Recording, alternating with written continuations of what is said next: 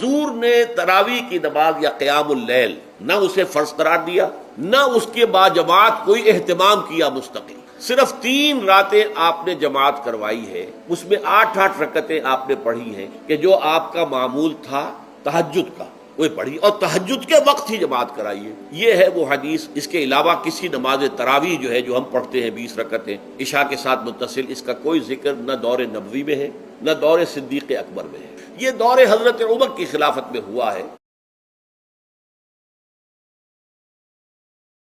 آپ نے 9 رمضان دیکھے، آپ نے تراویح ٹوٹل 3 دن پڑھی، ایک ضعیف حدیث میں آتا ہے 20 رکعت پڑھی، لیکن صحیح روایات حضرت عائشہ رضی اللہ تعالیٰ عنہ کی کہ رمضان اور غیر رمضان میں 8 پڑھتے تھے، 8 سے زیادہ نہیں پڑھتے تھے۔ چوتھے دن آپ باہر نکلے ہی نہیں، اور صحابہ انتظار کرتے کرتے تھک گئے، تو آپ باہر آئے اور آپ نے ارشاد فرمایا میں تمہارا شوق بھی دیکھ رہا تھا، انتظار بھی دیکھ رہا تھا، لیکن میں اس لیے نہیں آیا کہ کہیں تم پہ یہ نماز فرض نہ ہو جائے۔ تراویح نام تو بہت بعد میں رکھ